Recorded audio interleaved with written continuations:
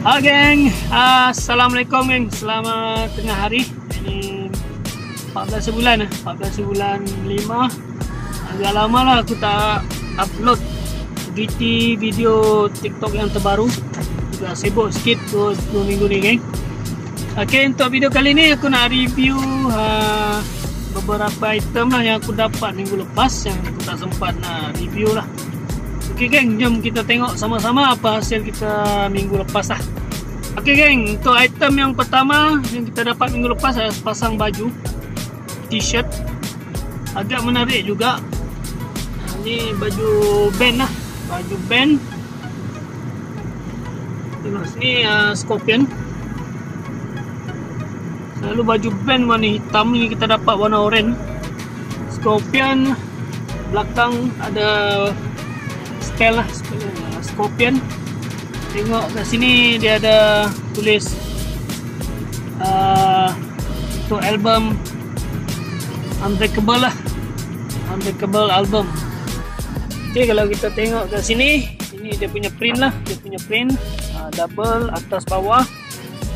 Ini dia punya print serap Scorpion. So Unbreakable album. Tag tak ada tag geng, tak ada tag. Tak ada tag. Dia ada beberapa pinhole lah. Ada beberapa pinhole lah. Ni lah. Dia punya apa ni, print ni memang cantik lagi lah. Okay, ini untuk bahagian belakang cuma ada spelling lah, ada wording Scorpion. Sinonim lah. Word ni dia punya apa, tulisan untuk Scorpion. Lain-lain tak ada apa lagi.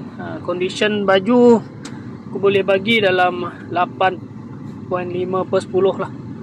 Memang cantik lagi, size dalam size L. Okay. Okay geng, ini untuk item kedua. Minggu lepas kita dapat keychain sukan Commonwealth tahun 1998. Ini keychain untuk sukan angkat berat lah, weightlifting.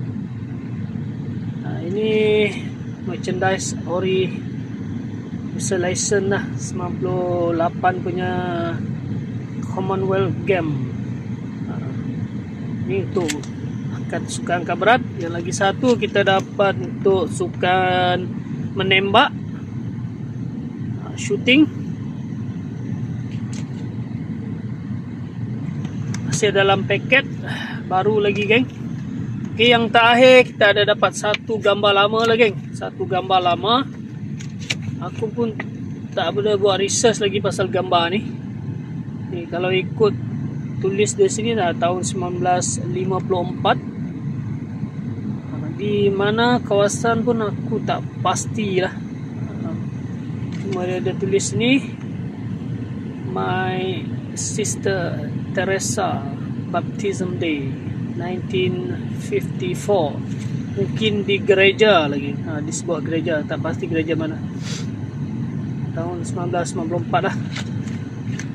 Untuk pengetahuan kawan-kawan semua, untuk gambar-gambar lama yang mempunyai apa, nilai-nilai sejarah macam ni, tahun sebelum merdeka kan. Ini memang collectible item. Macam nilai keychain sukan Commonwealth pun collectible item.